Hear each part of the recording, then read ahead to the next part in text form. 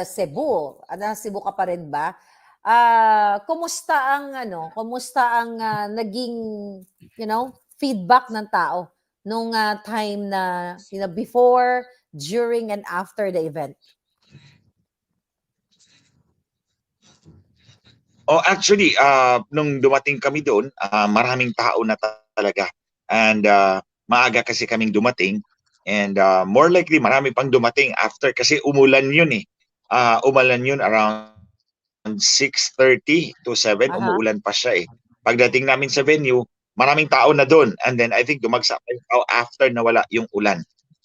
Oo. Nung actually yung intro mo na ko talagang nakakuha ng atensyon ko, na sinasabi mo na si Lisa Smugs ay nag-cloud seeding. Posible talaga yun dahil yung bruhang yun talaga namang ang power nun lahat ng pang-aabuso ay gagawin niya. Bakit mo nabanggit yun, brother? O kasi Ate Claire, mga kababayan, nung araw na yun, nung Sunday, and all Cebuanos will agree with me kasi we were in the same location. Mainit yung araw na yun, mainit yun. Kasi I remember I went out, nagyosi ako just before I went back to my room para maligo and mag-rest and maligo and then go to the venue. I was out there, ang init-init, and then umakyat ako. That was around 4 o'clock. Umakyat ako and then I rested. Then naligo ako. Then pagbaba ko ng 6:30, lalabas na naman ako ng hotel kasi mag-iyosi na naman ako. Malakas na yung ulan. And then when I reached the venue, wala na yung ulan. Lumabas naman yung buwan. Lumabas naman yung buwan. So sabi ko, well, the skies are clear. Why all of a sudden kanina the skies were clear, mainit, and then all of a sudden umulan, tapos ngayon may buwan, malinaw. Tapos of course the ground was putik. I think clay, medyo may clay yung lugar, kaya yung putik dumidikit talaga doon sa sapatos mo. O siyempre, yung puti-puti yung sapatos ko, pristine yung sapatos ko. Tapos pristine tapos naputikan. Brothers, oo, para sa kaalaman ng ating pati pantalon ko naputikan pa. Para lang sa kaalaman, kaliwanagan ng ating mga manonood bago natin. Ano ba yung cloud seeding sa simpleng paliwanag? Kasi baka sabihin nila pati nature ay kino-question natin para lang maintindihan ng ating mga palangga. Ito yung maglalagay ng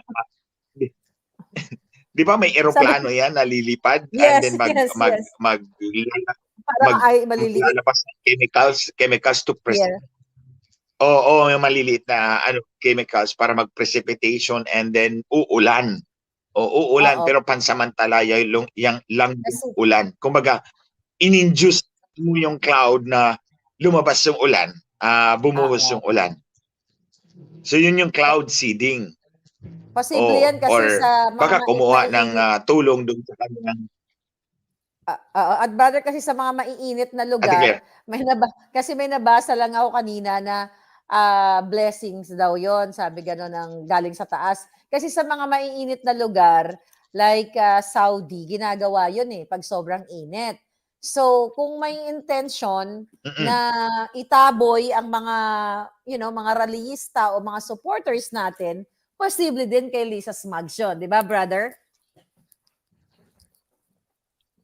Knowing how Lisa Marcos operates or acts, it is possible. Kaya nga sinabi ko doon sa statement ko, hindi mawala sa isipan ko na baka nag-cloud seeding yung bruha para lang umalis yung mga tao o walang dumagsang tao. Kasi takot na doon. Takot na makita ng sambayanang Pilipino na maraming tao ang pumunta doon sa prayer rally ni President Rodrigo Duterte. Yes.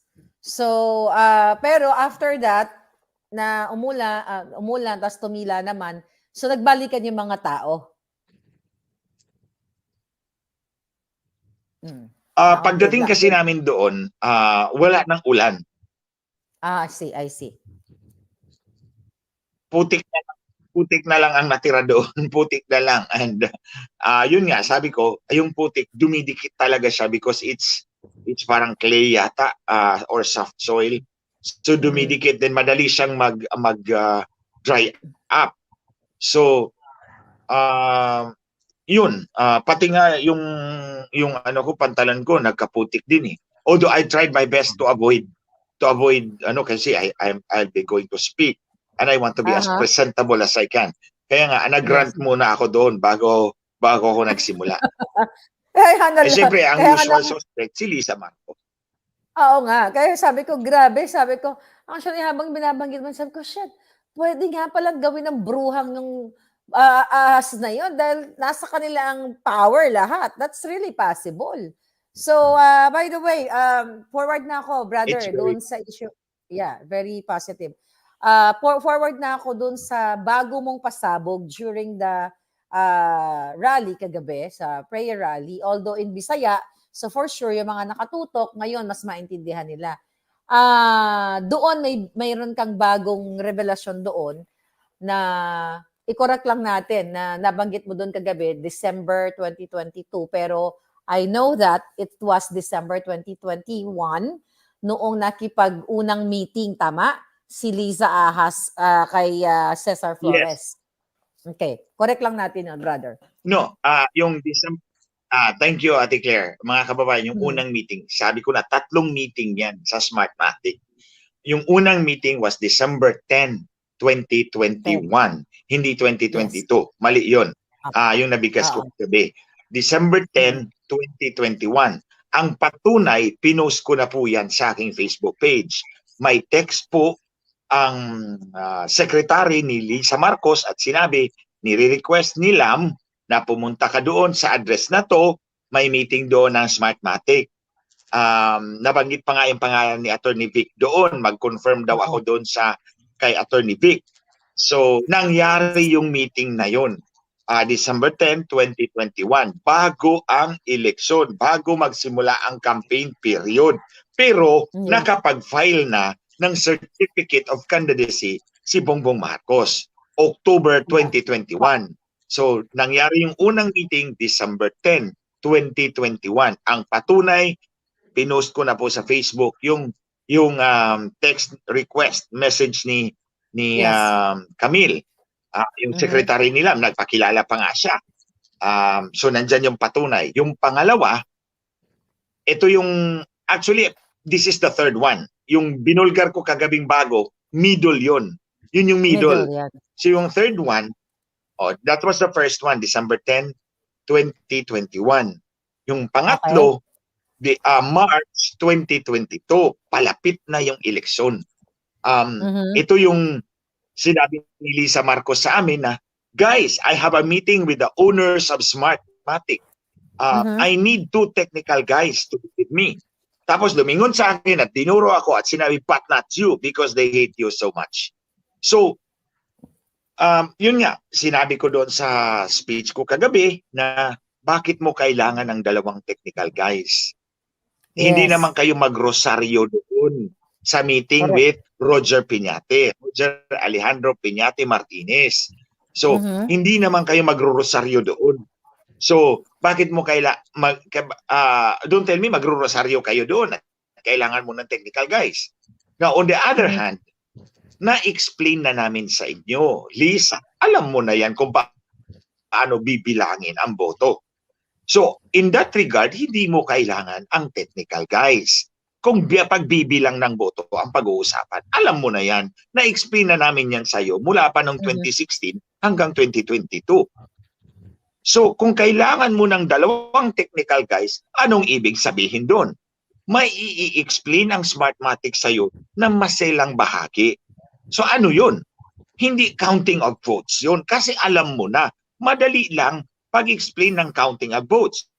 Papasok ang balota sa makina, hahanapin ang i-mark niya kung saan ang mga markings ng boto at bibilangin. Simple lang yun. Pero, kung kailangan mo ng technical guys, anong pag-uusapan ninyo? Walang iba, kundi manipulasyon sa pagbilang ng boto. Hindi yung pagbilang ng boto, dahil madaling intindihin yun. At abogado si Lisa Marcos. Hindi mo kailangan ng technical guys. Malinaw, Na-explain namin sa inyo, Lisa Marcos, matagal na, ilang ulit na, and because you are a lawyer, we understand it, that you understood it. Alam mo yun. Yeah. Pero kung magdala ka ng dalawang technical guys doon, sa meeting ng may-ari ng Smartmatic, manipulasyon ang boto ang pag-uusapan because this is more maselan, technical, and hindi pwede sigletyong doon. Kasi kalaban ako at hindi ko papayagan yung pandaraya ng eleksyon. So, pwede niya akong dalhin kung ang explanation ay paano bibilangin ang boto. Diba? Pwede akong dalhin kung pagbibilang ng boto ang pag-usapan natin. Hindi pwedeng dalhin si Glenn Chou kung ang pag-uusapan ay paano manipulahin ang boto. Because, as she said, they hate you so much. Simple lang yan mga kababayan. Maiintindihan natin yan. Bakit ka magdadala ng dalawang technical guys kung pagbibilang ng boto ang pag-uusapan? Hindi naman kayo magro-rosaryo doon. Hindi naman kayo magmimisa doon. Hindi naman kayo magdadasal doon o mag-orasyon. Yeah. So, ano ibig sabihin? Pag-uusap tayo kung paano manipulahin ang boto. Ang kailangan mo ng dalawang teknika guys para ipaunawa kay Lisa Marcos paano gagawin. Pero hindi pwede si Glenn Chou dahil kalabang mortal ni Smartmatic. Mahuhuli ko kayo. Yeah. So, Ate Kim, mga kababayan, itong first meeting at third meeting, nasa affidavit ko yan. Yeah, first meeting at third meeting. Yung pangalawang meeting, February yun, 2022. Kung matatandaan po ninyo, nagtanong si Senator Coco Pimentel sa Senado. Natandaan nyo yan sa mga nagsusubaybay sa mga pangyayari. Ang tanong ni Senator Pimentel, may improper meeting daw ang First Lady sa nagpapatakbo ng halalan. Ito yung Smartmatic. Ang tanong, improper meeting ha, at hindi ako pinangalanan as if ako si Voldemort, he who must not be named. Hindi ako si Voldemort, si Harry Potter ako. Tapos, ito. Ang sagot ni Senator Amy Marcos, mga kababayan, Ate Claire, sinabi niya, sabi ng COMELEC, they were dealing along with Cesar Flores. So kasi ang pinangalanan ko sa affidavit, si Roger Piñate Alejandro Martinez, ayon sa record ng Bureau of Immigration, na siya ang dumating noong Marso 2022. Si Roger Piñate Martinez ang dumating sa Pilipinas, nasa record ng Bureau of Immigration yun. So, in an attempt na ma-diminish yung affidavit ko, mapabulaanan nila, nagkuha sila ng ibang pangalan, Cesar Flores. Yun yung sinabi ni Senator Amy Marcos, mga kababayan. Balikan nyo yung video na yun. According to COMELEC, they were dealing with Cesar Flores. So, by that statement, pinabulaanan na nila, hindi, mali si Glenn Chou. Hindi si Roger Piñate Martinez ang kadil ng Smartmatic, si Cesar Flores. Now, this is worse. Mas masahol ito mga kababayan kasi nung pangalawang meeting, hindi ko nilagay sa affidavit ko kasi hinuhold ko yung bala ko. Kasi alam ko titirahin ako ni Lisa Marcos. So tit for tat, every time titirahin mo ako, titirahin din kita, sasampalin din kita, figuratively speaking. So, tinira mo ako, ayan, papalabas ko yung pangalawa. Pangalawang meeting, nag-video conference, doon sa video conference, doon sa monitor, nandoon si Cesar Flores. Kilala ko si Cesar Flores. Kasi ilang beses na kami nagbanggaan yan sa Senado. Sa kabilang monitor, nandoon si Lisa Marcos. Kasama si Carmela. Doon sa office niya sa BGC. Nandoon si Carmela Lumagi. Si Carmela Lumagi nandoon. Oo, tatlo sila doon sa screen. One is Carmela Lumagi, the other is Lisa Marcos. Yung isa di ko matandaan. Tapos, ito si Hubert Guevara, yung Senior Deputy Executive Advisor, Senior Deputy Executive Secretary ngayon, at si Ivan Uy, na DICT Secretary.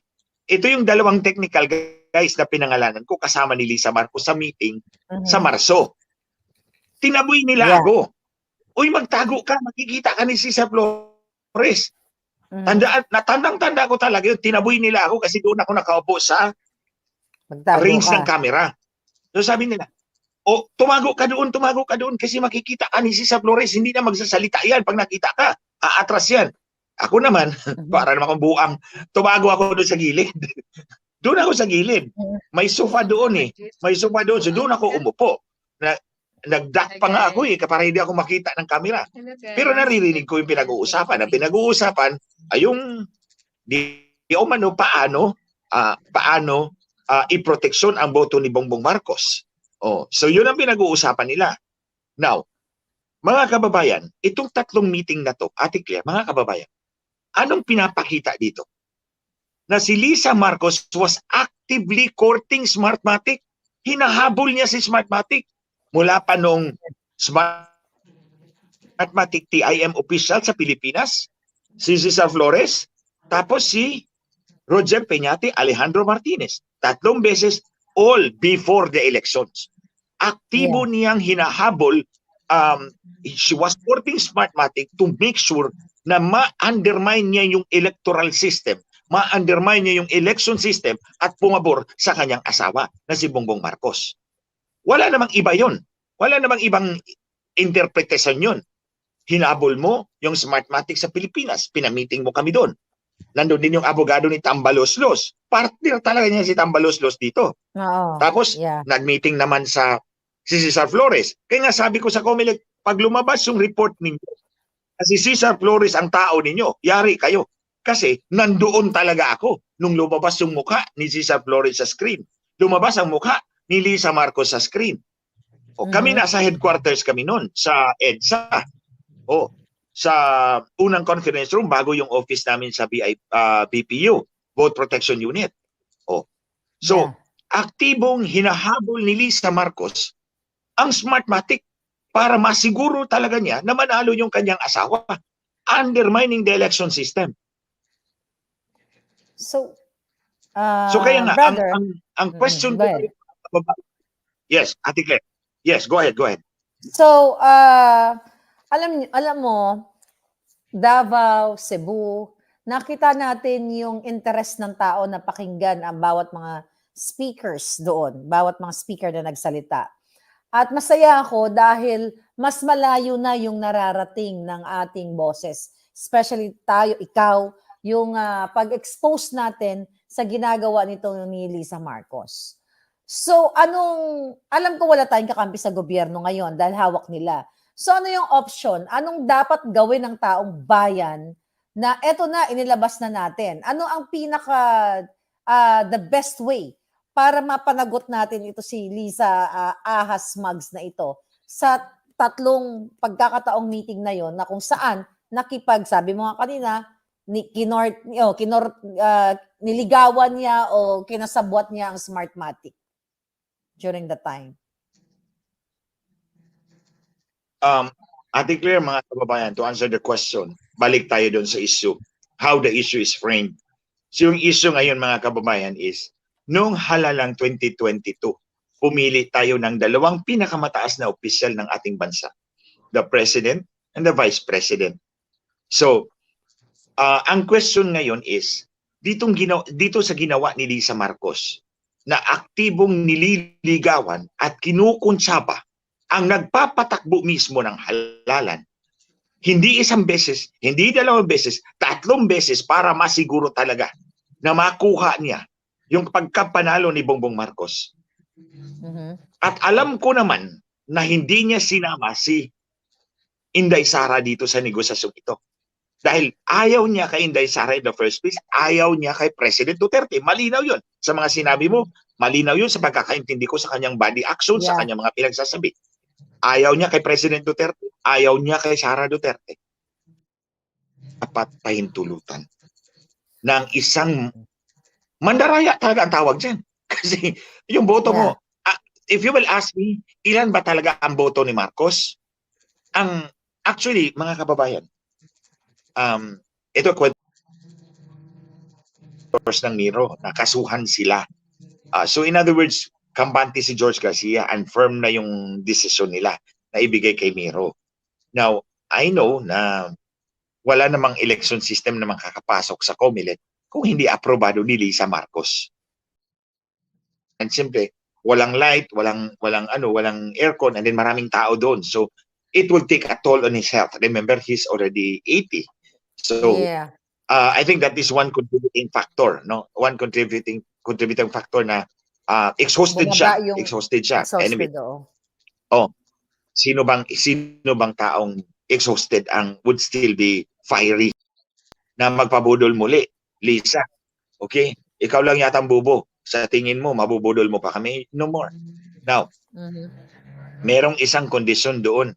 Si President Duterte, susuportahan kita, Marcos, kahit dyan sa People's Initiative mo. Yeah. Isang Sinabi kondisyon is that hindi dapat mag-apply yan sa'yo. Mag-apply yan sa susunod. In other words, tama si President Duterte, prospective. Prospective. Remember, meron tayong sinasabi, penal laws. Pag gumawa ka ng penal laws or criminal laws, they are always prospective in application. Hindi pwedeng i-retroactive mo. Yung mga batas na bagong ginawa, hindi pwedeng i-retroactive mo yon Yeah. na matatamaan yung private rights ng mga tao. So, it's always prospective. So, in the same way, may point si President Duterte doon, legally speaking, may point siya na kung gagawa ka man lang ng inisyatiba at baguhin mo yung saligang batas, dapat prospective. And tama yung sinasabi niya, legally speaking, tama yun. Prospective dapat because kung hindi prospective, then lahat ng mga incumbent will be working for their selfish interest. Whereas kung prospective, walang kasiguruhan na nandun pa rin sila. So especially si Marcos, 6-year term ka lang. Isang termino ka lang. Umalis ka na pagkatapos mo dyan. Sabi niya. Tapos kung may babaguhin ka, then doon na susunod mag-apply, hindi sa'yo. For example, sabihin ni Marcos, 2 terms na ang presidente ngayon. Hindi mag-apply yan kay Marcos. Sa susunod na presidente na mag-apply yan. That's prospective. Oo. That's prospective application. Exactly yun yung ibig sabihin ni President Duterte. Hindi pwede mag-apply yung mga pagbabago sa saligang batas sa termino mo. Kung i-extend mo, hindi sa'yo, sa susunod. Okay? So, ito yung non-negotiable. Sa reading ko kay President Duterte, non-negotiable yun sa kanya. Hindi siya aatras doon. Yun yung minimum na posisyon niya. Hindi ako aatras. Susuportahan kita pero hindi ako aatras dito sa punto na to. Hanggang dito lang ako. Prospective yung application ng mga changes or amendments to the Constitution. On the other hand, mga kababayan, alam naman natin na private initiative yan ni Lisa Marcos. Hindi people's initiative yan. Private initiative yan ni Marcos. Therefore, hindi din aatras si Lisa Marcos sa kanyang gusto. Dapat applied yan ngayon. Hindi pwedeng sa susunod na administrasyon. So dyan mga kababayan, nagbabanggaan yung dalawa. So si President Duterte, prospective hindi pwede ngayon. Si Lisa Marcos, walang saysay kung People's Initiative tayo na hindi mag-apply kay Bonget. So dapat mag-apply yan kay Bonget. So dyan, hindi na pwedeng mag-reconcile yung dalawang posisyon. So the fight goes on.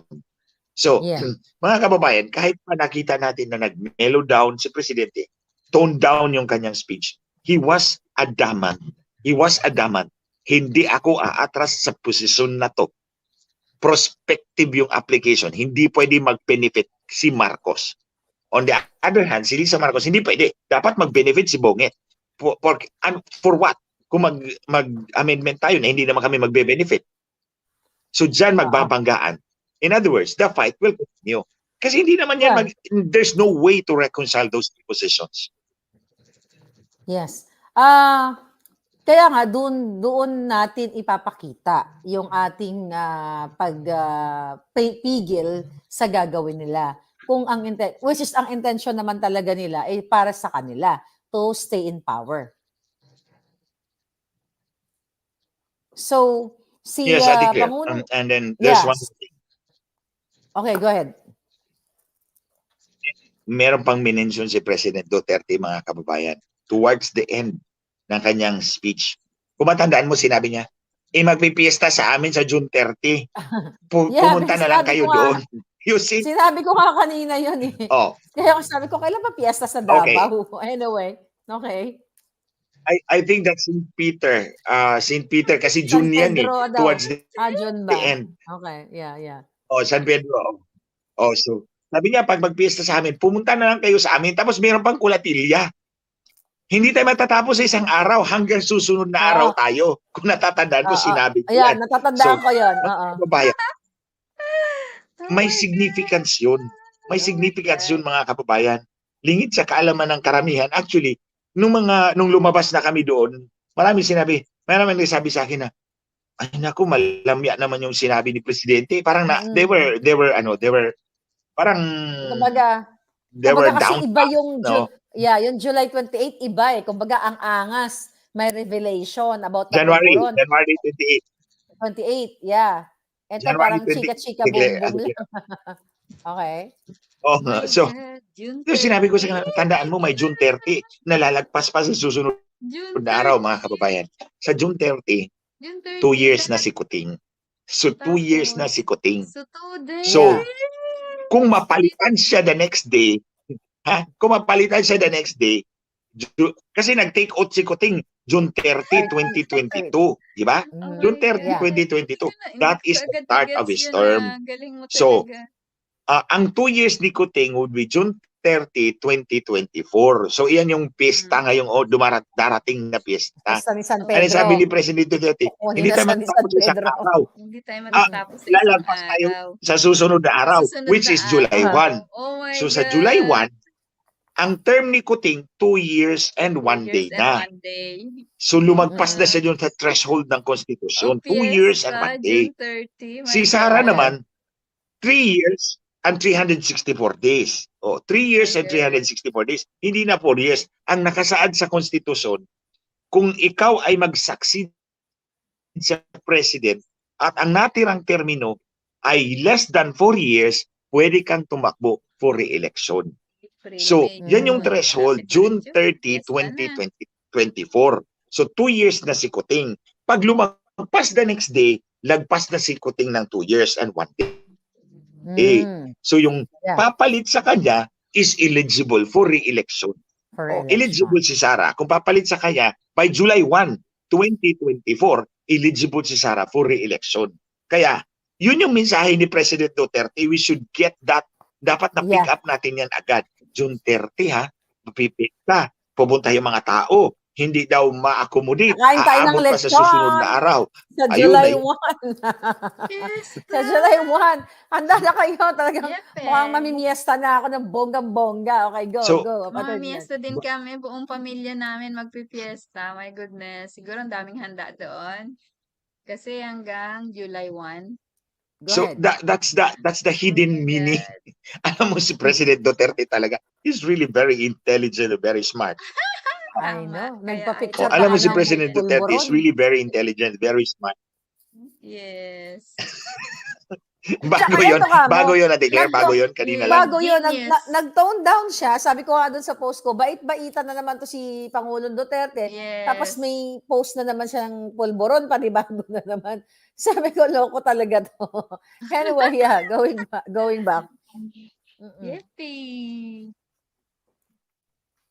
Tapos sabi na nag-comment, brother, sabi ni Baz Saki, thank you dito sa So, comment mo pala. Kaya pala na-pick up ko kaagad nung hiniling sinabi niya, June. ang suporta natin kay BP Sara. Okay, na-pick up mo agad. Go.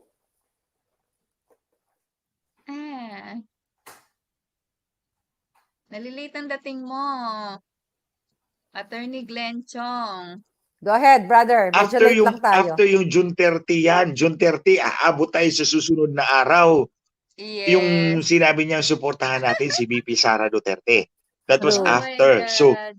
nung sinabi niya yun, sabi ko, well, he's talking in coded message. So, yun. Na-decode natin, That's my na-decode. understanding of the June My 30 God. extradition. This Yes, must na-decode be agad natin yung kanyang what? But I think we need to explain it to the people na Yes. nag-tone Yeah. down nga si President Duterte because siguro of external Nag-cool circumstances, down, no? but Because he of external explained about the circumstances yung feast nangyari and he kagabi. explained about He was very tired, very exhausted. Yeah. Tsaka matagal yun. At saka That was unlike this- before sa Davao kasi kunti lang Tsaka yung Cebuano, space eh. sana sa susunod daw Tagalog na para lahat bonggang-bongga. Yeah, malapit na sa nasa Luzon at sa Cebu Metro kasi, Manila. kaya gusto makuha din ng ang mga speakers natin, kaya Attorney Glenchong, yung parang at home yung ating mga binisaya ba, mga Cebuano. Okay, So but yes. definitely, pag naidala na natin yan sa Maynila, Tagalog na kayong lahat. Di ba? Yes, Ate Depende. Claire, ako kasi when I speak, actually hindi ako nagpe-prepare ng speech. Speech, I know. Binubuo ko lang yung idea ko sa isipan ko. Imagine, Oo. pagdating ko doon, umuulan. So nakaimbento agad ako ng intro, 'di ba? Oh my Nagdrama pa God. nga ako doon, nililinis ko pa yung Visit sapatos ko doon ka. sa harap eh. Kasi visit talaga ako doon. Ang I pristine know, ng ang sapatos dumi, ko. ang dumi. Tapos sira na. So, Mm. yes, you see, I can adapt right away because wala akong prepared. I can adapt right away dahil wala akong prepared speech. Nasa isip ko yan anong anong gusto kong sabihin. Pero in the process, meron akong nakakalimutan. Yun nga, Oo ang naman. ending ko dapat doon, one of the ending ko dapat doon is kung ang sampagita ang national flower, ang kalabaw ang national animal, si Lisa Animal. Marcos ang national problem. Oh, yun, nakalimutan ko yun because Dapat. I Susunod don't isulat mo prepare yun para hindi speech. mo makalimutan. Yung part lang yun. Minsan kasi sa sobrang dami din nating iniisip. Yan ang impromptu. Naging Dapat cloud yung pinaka-final, Yes. you know. June. Yeah. June 30, Anyway, yeah, so fiesta. ipantindi natin muli sa ating mga palangga kasi I-invite yung nagpapasalamat taga-Cebu. sila ngayon Oh my na God. naintindihan nila yung parang, yung code. Okay, ni Pangulong Duterte. Oh, actually, that was really a code as I understood it. Kasi, looking back, nag-mellow down siya. But sabi ko, bakit meron talaga siyang non-negotiable position. Yung non-negotiable position niya na, you can change the Constitution, I will support you. But, wag mong i-apply sa sarili mo, sa subsequent na. So, alam ko na, hindi yun tatanggapin ni Lisa Marcos. So, magbabanggaan talaga tayo. And then dumating tayo sa, piyesta sa amin sa June 30, pumunta kayo, pero hindi tayo matatapos. Hanggang susunod na araw tayo. Hanggang susunod na araw. Di ba? Para kasing, pag inisip mo, bakit yan na sinabi yun? Ang fiesta isang araw lang. Di ba? Uwi na kayo. Unless kung namiesta ka sa kamag-anak mo, makikitulog ka, di ba? Sa probinsya. Attorney Glenchong. Yeah. That's the point. Na-pick up mo nga. That's the point na ang piyesta isang araw lang naman yan eh. Pupunta ka doon. And then ang invitation sa kanyang bahay. Bakit tayo aabot sa susunod na araw? Di ba? Yeah, so Grabe. So actually na-excite na ako. Na-excite na yung mga palangga. So minsan maintindihan mo din. Hindi ako politikong tao, pero natututo nga ako dahil sa fight natin na you have to strategize. Kahit sa laban natin kay Ahas, kailangan natin mag-strategize. Kasi lahat gusto na tayong lingkisin. Hindi lang tayo mga kritiko, kundi pati yung kaba ng bayan. Amen. So, kaya talagang dapat, kumbaga sabi ko nga, sama-sama tayo at kailangan maging strong tayo o maging matatag dahil hanggang July 1 ang laban natin. July 1, diba? my God. So, pero brother, napansin ko kay Mayor Baste ng Davao, consistent yung kanyang emotion. Ikaw, anong napansin mo? Kasi ikaw nasa harap. Ano nakita mo? Siya yung unang palaban. Siya yung unang palaban na speaker eh. Okay. I know. Di ba? Siya yung unang palaban na speaker eh. Nung nakita ko, palaban talaga si Mayor Basti. Palaban na rin ako. Sumunod na rin si Harry. Si Harry.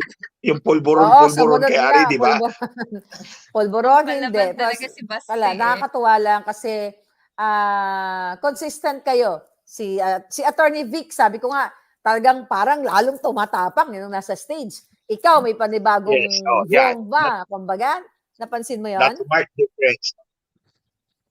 Kanya-kanya kaming tatlong last three speakers, kanya-kanya kaming racket doon sa stage. Yung ako, yung drama ko, yung sapatos ko. I was really, talaga ako sa sapatos. Imagine, I came here very presentable. Pagkatapos, pag-akyat ko doon, para na akong, ewan ko ba, yung dami ng attachment doon sa aking sapatos. Tapos, lahat siguro. Tapos si Vic naman, kumanta. Di ba? Kumanta si Vic.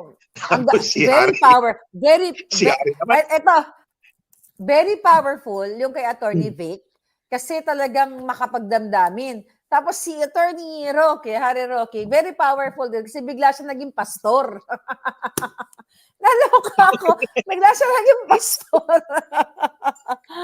'Di ba? So, pero Alam may mo, meaning. pag-upo niya, Oh, sabi ko agad kay Harry, Harry, pwede ka naman palang magpari.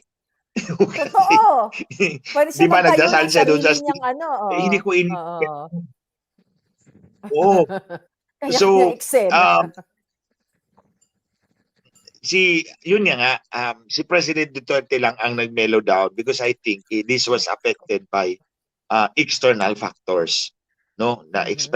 External factors. Pero meron din siyang, nandun pa rin talaga sa kanya yung lalaban ako. I'll send this Yeah. message for those who can understand it. And for those who naintindihan natin yung ibig niyang sabihin, we will tell the people in exactly this way. Yeah. Sabi na nag-comment, si Odette is nothing. Pag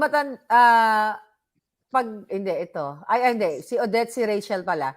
I understand bakit parang pagod si PRRD kagabi, pero kinaya niya ang 2 hours na impromptu. Mga magit isang oras, yun na nga, kayo, ang iiksi lang ng mga speech ninyo. May iksi lang, tapos magkatay kay Pangulong Duterte, sabi ko, mukhang Grabe, bukas pa yata tayo 2 hours. matatapos. Magto 2 Actually, hours si nag-anticipate ako. Sabi ko, ano bang President ending Duterte? nito? Pulburon video? Sabi ko, I doubt it. Baka sa June na ito ipalabas. Pero yeah, tama yung observation. Ang tagal niya sa stage. Doon sa piyesta. Sa fiesta. Doon sa piyesta, I declare. Yeah. Anak daw ng pastor si Attorney Harry Roque, sabi ni Grace Lumactad. Ganun ba? Hindi ko alam. So, yeah. So I will not be surprised.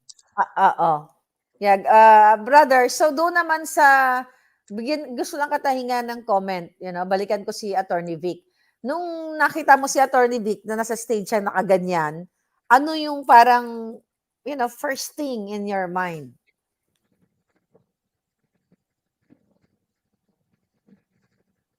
Ang nakita ko talaga sa kanya nung nagsalita siya doon was tumatapang na si Attorney Vic.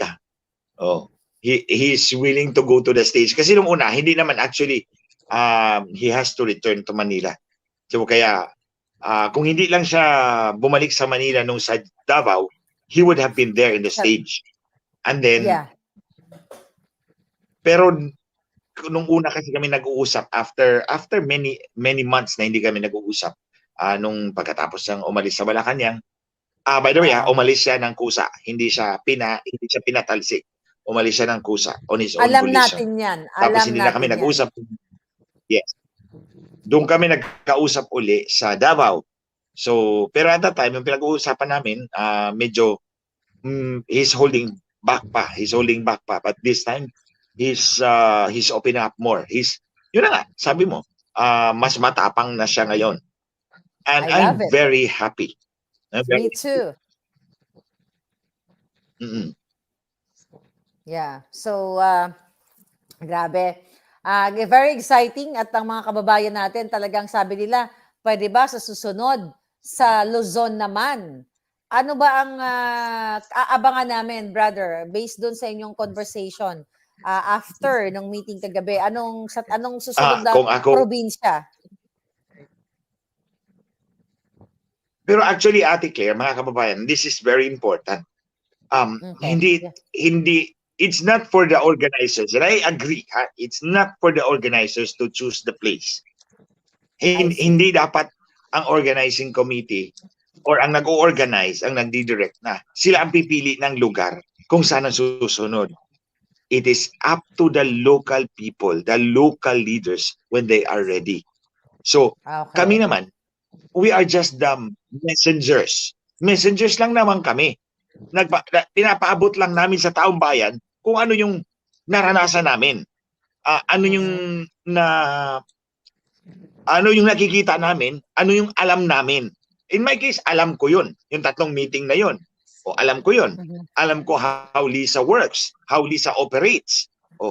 So, yun ang ipapaalam ko sa taong bayan. Anong issue ang hinaharap natin. So, yun nga, ang gusto ng organizer is, yung national organizers is, kung sino sa mga lugar na to, kung aling lugar na to, ready na ang tao na tumanggap ng mensahe natin, doon tayo pupunta.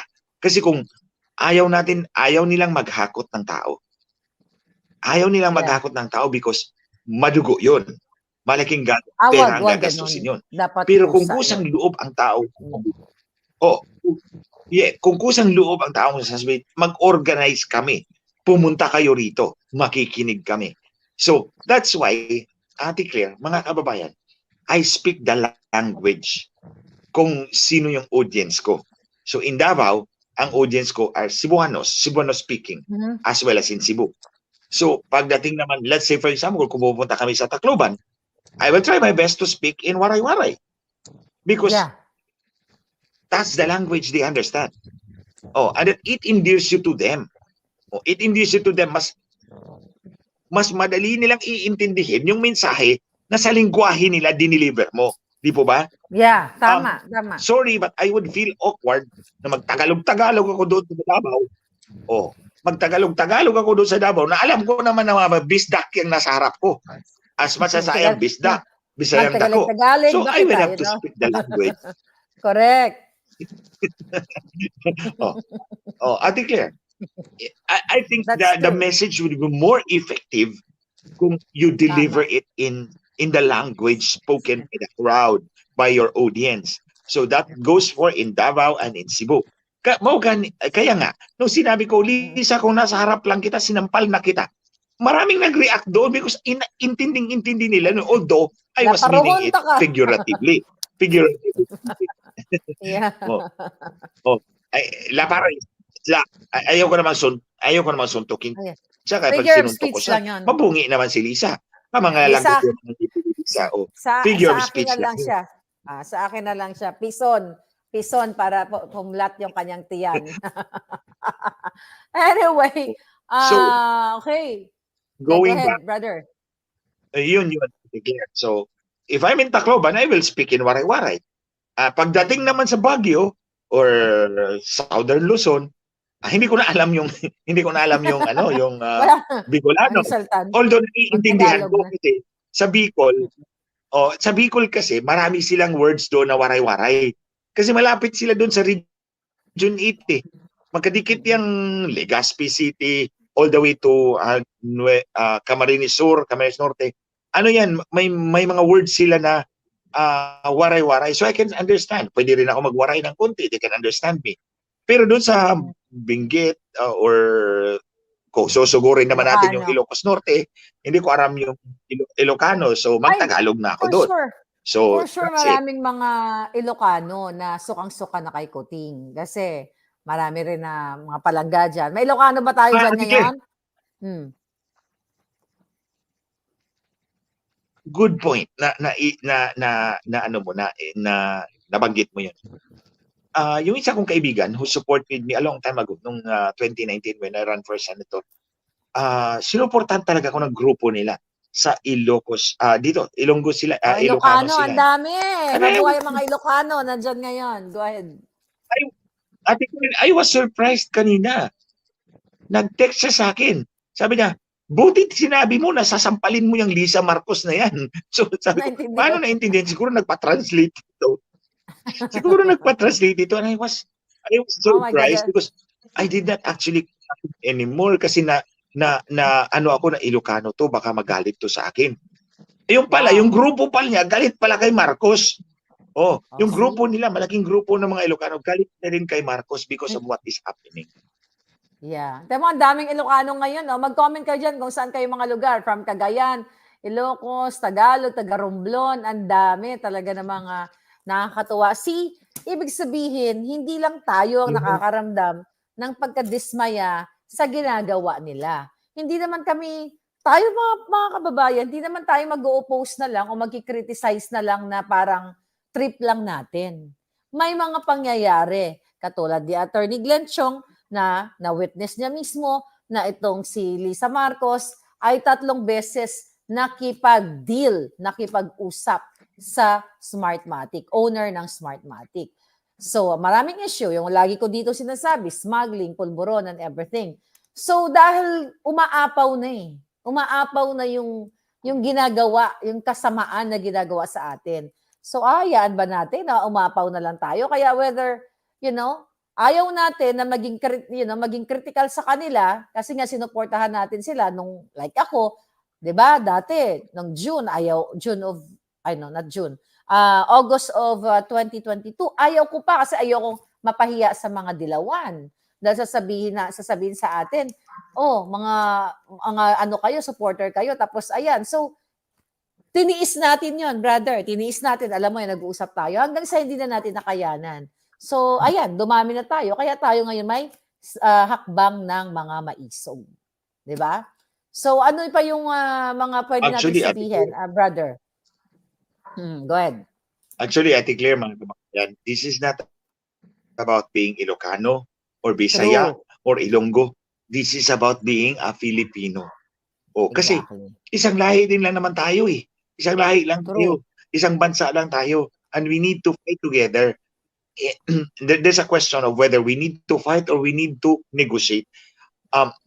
Doon sa issue na yan, bakit hindi na lang tayo makipagtulungan sa kanila? Bakit pa tayo nakikipagbangayan? Mga kababayan, kung si Lisa Marcos ang kausap ninyo at kaharap ninyo, hindi ka pwedeng makipag-negotiate sa kanya. Yung kagustuhan niya ang masusunod. There's no room for us to grow. There's no room for us to live. Kasi ang sa kanya, yung kanya ang masusunod. So, it does not leave us with any room for negotiation, any room for pakikipagtulungan, except to go out and fight. Because that's the only option left for us. Ito lang yung natitirang option sa atin. Wala tayong option na iba eh. Because, okay, wala naman sana problema yung lalaki. Ang problema yung babae. Kaya nga sabi ko, national problem talaga yan. Ito namang lalaki. Sige po naman. Bongit, binaligtad ko lang. Bongit kasi tawag ni Lisa Marcos sa kanya kay Bongbong eh. Binaligtad ko lang, itbo. Wala naman, hindi pwedeng. Look, he could not even defend the person who was always there helping for him, si Atty. Vic Rodriguez. Tingnan mo lang yan. That's the clearest example, mga kababayan. Si Atty. Vic Rodriguez nagsulbi sa kanila far longer than me. Hindi kanya ma-defend eh. Hindi, wala talagang negotiation. Kasi remember that nung may interview siya, it's my way or the highway, sinabi niya. So walang alternative. Remember that Sinabi interview? niya? Ay, hindi ko na... Yes. Doon in-interview siya ni Boy Abunda, isa doon sa pinaka-statement niya, it's my way or the highway. So you are right. Na walang alternative, walang negotiation.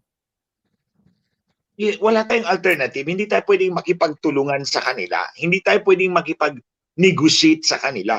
Because, ayun na nga, sabi nga ni Ate Claire, it's my way or the highway. Ibig sabihin, sasagasaan niya tayo. Naku Lisa, huwag mong sabihin yan sa akin, ikaw ang ilalagay ko sa highway.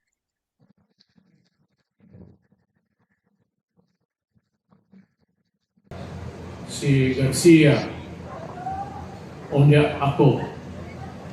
So, long shot to, kita sa Mindanao, wala mo ko'y kwarta, pero naana sa palad sa tao.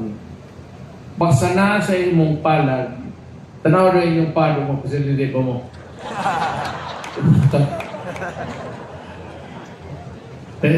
Nagad palad na, nasa palad. Huwag mong kumagdahong mga abogado ko, ang fiscal ko, ang mayor ko sa Davao. Unya, straight na, presidente dayon. Pero dugay kong mayor yun. Davao. Pila ko katuig na mayor Davao? Limtan ako. Kisa ka niya akong pangan? Wala ko noon. Bakit pila akong edad? 80 years old. Totoong sudili. Dili mong to. Pero tinood nila. 80 anyos na ko. Nilapas na gani ko sa pre-departure. Ako, di pangayon na ako sa Ginoo. Gikikapoy na ko. Sinood lang, Franka. Gusto na ako unay kilat karon. Ayaw i-punto sa akong isikataw. Dari na lang. Para humanak ko tanan. Humanak ko mayor, dugay na niya. Congressman ako, na presidente na ko. Humanak na, kompleto na. Akong mga anak, baste na mayor karon sa Davao, ang iyang guwang si Pulong, congressman sa First District, si Botangira, ano siya posisyon eh?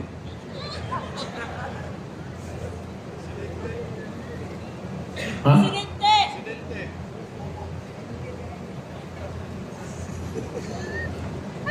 Ambot o sa po'y swerte ni Inday. Si Inday ramay nakakapot o medyo taas yun. Patunay itong unsay ihatag sa Diyos. Kung unsay ihatag sa Diyos, dawato na ito, unya. Tamangin ninyo kay Bisaya. Kaliwat anang Inday, mga abilyana sa Danao, sabay sunod, Carmen, Danao, Katmon, so good. sila diha ang mga kaliwat sa lula. So, si Inday kay atong pagkain yung paalas. Di man siguro ihatag sa Ginoo, pero ihatag. Ano sa lay, disiplinahon ninyo ng kaulingon po. Sunda lang balaod. Kaya ako rin atong prangka-prangkang pagsulti itong bago pa kong mayor. Daghang yung na ginang droga. Giinan tamo na undang na.